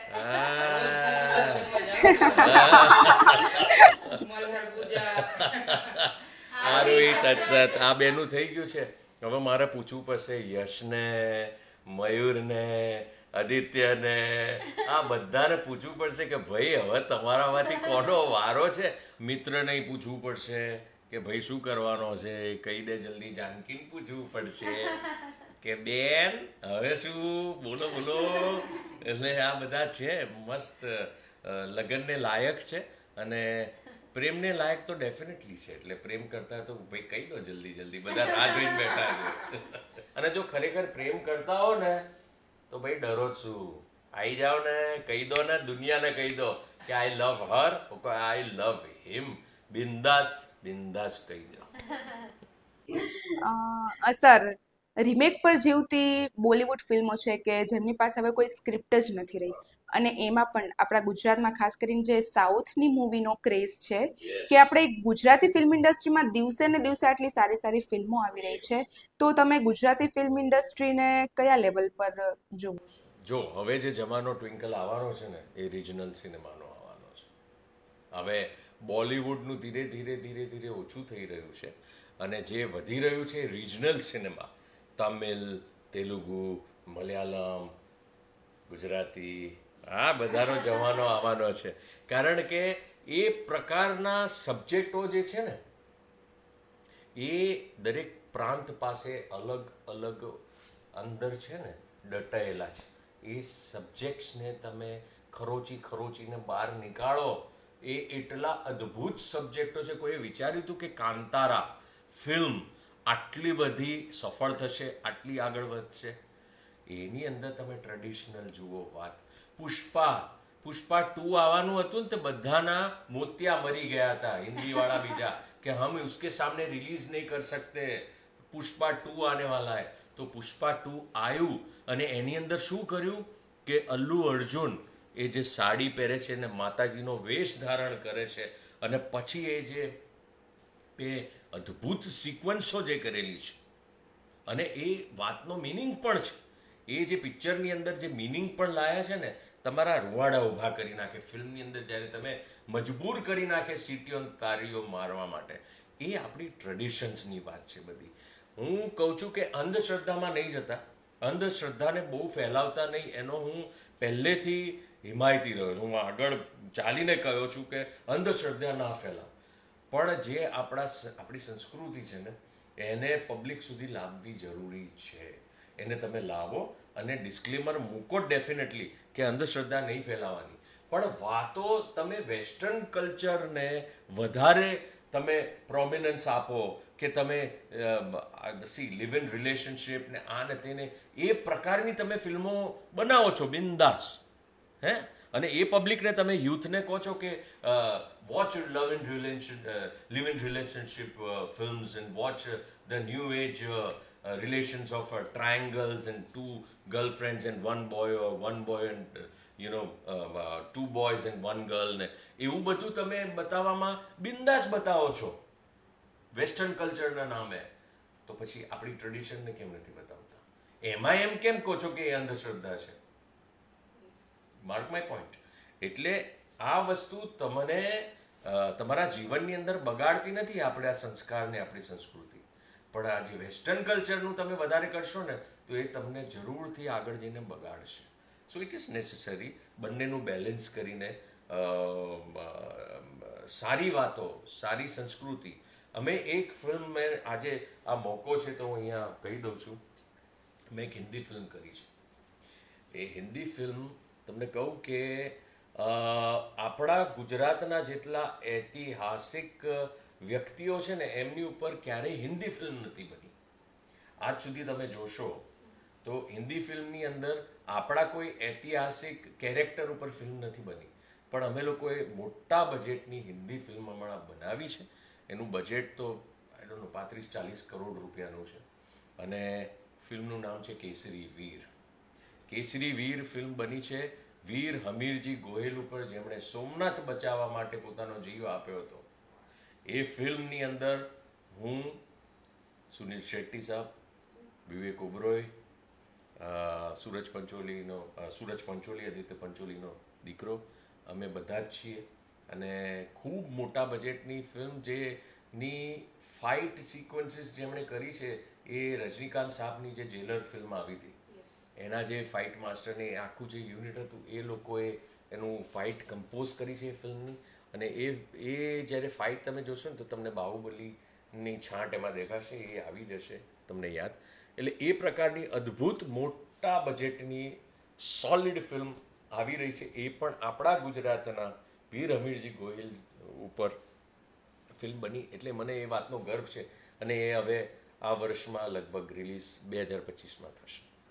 અને સર તાજેતરમાં કે જુલાઈ 2024માં તમે accident or conspiracy of Godhra નામની જે બોલિવૂડ ફિલ્મ કરી ને? યસ, એ પણ હિન્દી ફિલ્મ હતી. યસ, એટલે આપના મતલબ બધાના આશીર્વાદથી હિન્દી ફિલ્મોમાં પણ હવે. તો સર તમે ક્યારે હોલિવૂડમાં કામ કર્યું છે ખરી? હોલિવૂડની ઓફરો એક બે આવી હતી, એક બે એવા સબ્જેક્ટો હતા કે ખૂબ સુંદર હતા કે જે કરવા જેવા હતા, પણ અનફોર્ચ્યુનેટલી ઇટ ડિડન્ટ વર્કઆઉટ. એટલે હવે ફોરેન કન્ટ્રીમાં જઈને શૂટિંગો પણ અમે ચાલુ કર્યા છે. અમારી આવનારી ફિલ્મ અમારા બંનેની, આમાં એમણે સરસ કેમિયો કર્યો છે. એટલે ફાટીને ફિલ્મ આવી રહી છે, હું ને સ્મિત પંડ્યા. એ પિક્ચરની વાત પણ જે અમે ઓસ્ટ્રેલિયા જઈને શૂટ કરી, મેલબર્ન, એ જે મજા આવવાની છે ને પબ્લિકને, એ it has horror, comedy, emotions બધું જ છે એમાં. પૂરી ફૂલ મસાલા ફિલ્મ છે અને પબ્લિક બહુ એન્જોય કરવાની છે. એટલે ફોરેનમાં પણ ફિલ્મો કરવા માંડ્યા છે, એટલે ત્યારે ત્યાં જઈએ ને ત્યારે ત્યાંના પ્રોડક્શનવાળા એ લોકો મળતા હોય છે. એટલે વાતો તો ચાલુ છે. સો હોપફુલી સમથિંગ વર્ક્સ આઉટ. યાર. અને સર આવનાર વર્ષમાં તમે જેમ વાત કરી કે 31st, છૂટાછેડા, પર્વત, ફાટીને, આટલા મૂવીના નામ તો જાહેર થઈ ગયા છે. તો મતલબ જે 2025નું વર્ષ છે હિતુ કનોડિયાના ફેન્સ માટે તો લકી રહેવાનું છે. એટલે આઈ હોપ એ લોકો પિક્ચરો જોવા જાય. જો રિલીઝ કરીએ છીએ અમે અલગ અલગ કન્ટેન્ટ સાથે, પણ એક જ રિક્વેસ્ટ છે કે તમે પ્લીઝ થિયેટરોમાં જાઓ, પિક્ચર જોવા જાઓ, તો અમને લોકોને અમારી હિંમત વધે, અમને કંઈક નવું કરવાની એક પ્રેરણા મળે. નહીંતર પછી એનું એ પીરસતા રહીશું, કારણ કે પ્રોડ્યુસર પણ બિચારો ક્યાં સુધી સહન કરે છે, એને પણ પૈસા નાખ્યા હોય છે, એને રિકવર કરવા હોય છે. એટલે નવા કન્ટેન્ટ અને નવી વાતો જોઈતી હોય તો થિયેટરમાં જાઓ પિક્ચરો જોવા. અમે બધું સરસ અદ્ભુત પીરસીશું. અને આ વર્ષની 2025ની શરૂઆતમાં જ એક અનાઉન્સમેન્ટ એવું થવાનું છે કે જે પબ્લિક એટલું બધું એક્સાઇટેડ થઈ જવાનું છે, એટલી બધી બધાને મજા આવવાની છે. એટલે મને પણ આમ કેવું થઈ રહ્યો છું, પણ નથી કહેતો, પોતાની જાતને પકડી રાખ્યો છું. મને એટલું બધું કેવું છે કે એ કઈ ફિલ્મની અનાઉન્સમેન્ટ કરવા માંગુ છું. એટલે 2025માં આ સિવાયની પણ કોઈ તમારી નવી ફિલ્મ? બહુ જ અદ્ભુત રીતે ફિલ્મો આવી રહી છે, જે આ મેં ગણાવી છે હવે રિલીઝ ઉપર છે, એનાથી પણ વધારે મજા આવશે. આમની પણ કેટલી આવી રહી છે તમે કહો. મેમ તમારી પણ. હા, એટલે મારી પહેલા છૂટાછેડા આવશે. પર્વતમાં મેં ગેસ્ટ અપિયરન્સ રોલ કર્યો છે. ફાટીનેમાં કેમિયો કર્યું છે. મંજરી કરીને મારી એક ફિલ્મ આવી રહી છે જે which is an art film, જેમાં બાળ વિવાહ અને ગર્લ એજ્યુકેશન ઉપર એ ફિલ્મ બની છે, જેમાં આઈ એમ પ્લેઇંગ અ ટીચર. અને બહુ અદ્ભુત એ રોલ છે ને એ બહુ જ મને બહુ કરવાની મજા આવી. અને આઈ વિલ એડ હિયર કે ગુજરાતી ફિલ્મનું તમે હમણાં હિતુજીને સવાલ પૂછ્યો કે ગુજરાતી ફિલ્મો ચાલે એના માટે, કે સૌથી પહેલાં તો રિક્વેસ્ટ જુવાનીઓને, યુથને કરીશ કે તમે હિન્દી ફિલ્મ જોવા જાઓ છો, તમે ઇંગ્લિશ ફિલ્મો જોવો છો, તમે સાઉથની ફિલ્મો જોવો છો, તો તમે ગુજરાતી પોતાની ભાષાની ફિલ્મો કેમ નથી જોતા? હિન્દી ફિલ્મો બધી રિલીઝ થાય બધી જ ફાઇન હોય છે? નહીં ને, પહેલા તમે જાઓ, તમે જુઓ, પછી ડિસાઈડ કરો છો, પછી જજ કરો છો કે આ સારી છે, આ નથી સારી. તો અમારી પિક્ચરને પણ મોકો આપો, પહેલા થિયેટરમાં આવો, જુઓ, પછી ડિસાઈડ કરો કે સારી છે કે નથી સારી. જોયા પહેલા જ તમે કહી દો ગુજરાતી ફિલ્મો તો આવી જોઈએ ને ગુજરાતી ફિલ્મો નથી સારી. અરે પહેલા પોતાની ભાષાને પ્રેમ કરો. અહીંયા મેં એવું જોયું છે કે બધા હિન્દી ને ઇંગ્લિશમાં વાતો કરે છે. હું કોઈકને એડ્રેસ પૂછું ને ગાડી રોકીને કે ભાઈ આ ક્યાં આવ્યું, તો મને હિન્દીમાં જવાબ આપે. એટલે મને એમ થાય હું ગુજરાતીમાં પૂછું છું ને મને જવાબ હિન્દીમાં. અને ખાસ કરીને જે અમદાવાદ ગાંધીનગર છે ને એમાં ચલણ બહુ વધી ગયું છે કે ગુજરાતી હોય છે છતાં પણ હિન્દી અને હિન્દીમાં વાત કરે છે. એટલે મને એમ થાય તમે સાઉથમાં જાઓ, તમને હિન્દી શું ઇંગ્લિશ કોઈ ભાષામાં એ લોકો વાતો નહીં કરે, પોતાની જ ભાષામાં. તમારે સમજવું હોય તો સમજો. એટલે આપણે એ ગેસ કરવાનું છે. બાકી એ લોકો પોતાની પ્રેમને, પોતાની લેંગ્વેજને જે પ્રેમ કરે છે ને જે ઓનેસ્ટ રહે છે પોતાની ભાષા પ્રત્યે, તો આપણે આપણી ભાષાને એ માન, એ સન્માન કેમ ના આપી શકીએ? So guys, we are not against English or Hindi or anything. We also watch a lot of Hollywood films and Bollywood films. It is just that we also watch Korean films, we also watch Iranian films, we also watch all the OTT content, be it Netflix, be it Prime or whichever other OTT content, OTT platforms that we have. It is only that it's our language. Gujarati is our language, and we should be proud of it. All the youth, all the guys. We also love to watch Christopher Nolan films. We also like to watch all the amazing Avenger series and everything. But it is our Gujarati language which has to go ahead. Do you want it to be, away from the next generation? You should just take care of your language. અને sir એક question એવો છે કે અત્યારે મતલબ અત્યારના જે ગીતો છે ને તેમાં પહેલા જેવી મજા નથી રહી, કે જે રેપ અને પોપ સોંગનું જે ચલણ વધી રહ્યું છે, તો આપણું જે જૂનું ગુજરાતી જે સંગીત હતું તે હવે નથી જોવા મળી રહ્યું. તો તેના પર આપની પ્રતિક્રિયા? જો રેપ તો આપણી કોપી કરી છે એ લોકોએ. મારી કડી સોનાની કડી, બેમણ વાગ્યા બેનની કડી, બેનના બોલાયા બોલ, ઢગવારામાં વાગ્યા ઢોલ, રોલ ઉપર કાંકરી, એસી ગોરી પાંખરી, એ ઘોડી પર કોણ બેસે, બાવાજીનો બેટો બેસે, બાવાજીની અવરી ગાય જવરી ગાય, ભાખરિયામાં ચરવા જાય, ભાખરિયો ઉડાડી મૂકે પડ્યો છે પરમાના પેટ ભરમો કહે રામ રામ ભાગોરે વિરામ ગામનો ઊંડો ઊંડા કુવાન, નાગરવેલનું દોડું ફૂલ, દોડાપુનો કટાકો બોલ્યો, ગાળો ગોળો કાઢે છે, જુવારીને લેતો ચડે, જુવારી કરો કાટકો, ફૂટ્યો મિયાનો વાટકો, વાટકામાં મોતી, બીવી આઈ રોતી, બીબીના હાથમાં ધોકો, ફૂટ્યો મિયાનો હોકો, હોકાના બે કાસલા, સોનાના બે માસલા. Now you just add ding ding tat ding ding tat, it becomes a rap. That is what એટલે આ જે હું ગાયો આ 200 વર્ષ જૂનું છે. અદ્ભુત. 200 years old and this is rap. અત્યારે આ લોકો બધી કોપી જ કરી રહ્યા છે ભાઈ. એટલે આપણું જે સંગીત, આપણી જે વાત, આપણો જે પાવર ફોક મ્યુઝિકમાં અને ક્લાસિકલ મ્યુઝિકમાં છે ને સાહેબ, એ તો દુનિયામાં કોઈની પાસે નથી. એટલે એ વાત સમજો. તમે ગમાડો, મોડર્ન સંગીતને ગમાડો, નો પ્રોબ્લેમ વિથ દેટ, પણ આપણા સંગીતને ભૂલતા નહીં ભાઈ. જ્યારે આદિત્ય ગઢવીએ જ્યારે એક ગીત જે આખા વિશ્વની અંદર એણે ગાઈને બધાને હલાવી નાખ્યા, એ તો માત્ર એક નવજુવાન ગુજરાતનો હતો. હવે તમે વિચારો, એક ખજાનો પડ્યો છે ગુજરાત પાસે. એટલે આપણે આપણા સંગીતને ક્યારેય નહીં ભૂલવું જોઈએ. એન્ડ ધેટ્સ ધ રીઝન અમારી રીલ્સ મિલિયન વ્યૂઝ શું કામ મળે છે? બીકોઝ ઓડિયન્સ છે જે બહુ જ લવ કરે છે એ સંગીતને, એ મ્યુઝિકને. એટલે અમને કરવાની પણ મજા આવે છે. અને સર તાજેતરમાં જ તમારી એક રીલ કે તમે બાર રોડ પર કોઈ વ્યક્તિ છે જે સ્પોર્ટ કઈ પેલું મ્યુઝિશિયન છે તે એ છે ને સિંધુ ભવન રોડ ઉપર અમદાવાદમાં, એ બાર રાવણ હતો વગાડીને, એનું નામ પોપટ ભરથરી છે. તો એ રોડ ઉપર વગાડે ને જે 50-100 રૂપિયા જે એને મળે એ લઈ જતો. એટલો સુંદર કલાકાર છે ને સાહેબ.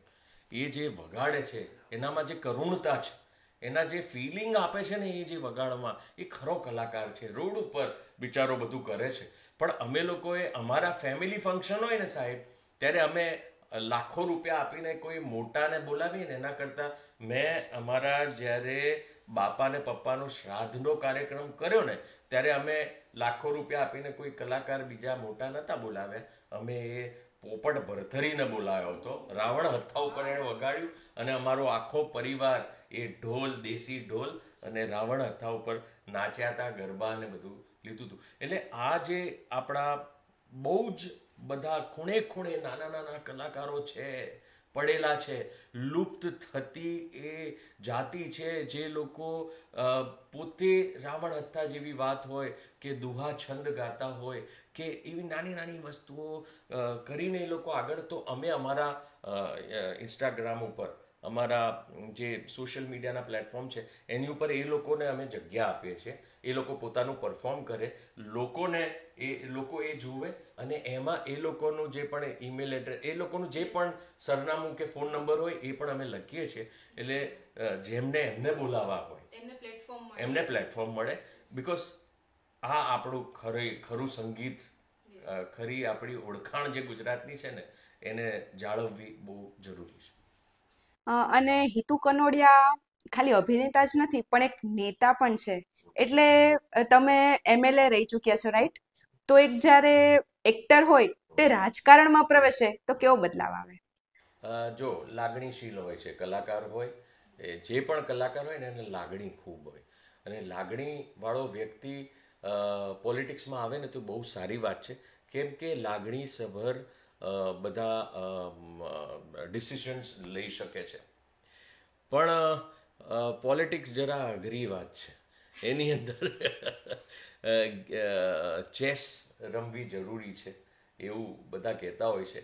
એટલે લાગણી રાખીને કામ કરવાની ચેષ્ટા સાથે જ અમારો કનોડિયા પરિવાર હંમેશા, મહેશ બાપા 4 વાર સંસદ સભ્ય બન્યા, પપ્પા ધારાસભ્ય બન્યા, હું પણ ધારાસભ્ય બન્યા. અમે સેવા માટે અહીંયા આવ્યા હતા. અમારા માટે કોઈ જ પ્રોફેશન નથી. Politics is not a profession for us. એ અમારું સેવા માટેનું એક સુંદર માધ્યમ છે. એટલે અમે જ્યારે પણ એવો મોકો મળે છે ત્યારે અમને, જ્યારે પણ અમારી પાર્ટી જે ખૂબ સુંદર વિચારધારા સાથે ચાલે છે, એ અમારી પાર્ટી જ્યારે પણ અમને કહે ત્યારે અમે લોકો આવી જઈએ છીએ અને અમારી સેવાની જે પણ અમારામાં તાકાત છે, ક્ષમતા છે, એટલું મહેનત કરવાની અમે કોશિશ કરીએ છીએ. ઓકે, ઠીક છે. અને મેમ, એક તમારું જે ફિટનેસ છે તેનો પણ રાઝ કહી દો. ફિટનેસ તો પહેલાં જેટલું નથી અને સમય નથી આપી શકતી, કારણ કે હવે કામ થોડું સ્ટાર્ટ કર્યું છે. રાજવીર મારી લાઈફમાં છે અને ઘર, હિતુજી, આ બધું છે. પણ હું બધાને જ કહીશ કે સૌથી ઇમ્પોર્ટન્ટ પૂંજી આપણી જે કહી શકીએ ને, કિંમતી પૂંજી, એ છે આપણું સ્વાસ્થ્ય, આપણું હેલ્થ. એટલે જ કહેવાય છે ને કે હેલ્થ ઇઝ વેલ્થ. હેલ્થને ખૂબ જ સંભાળો. રાત્રે મોડું જમવાનું ટાળો. Don't eat late night Diners.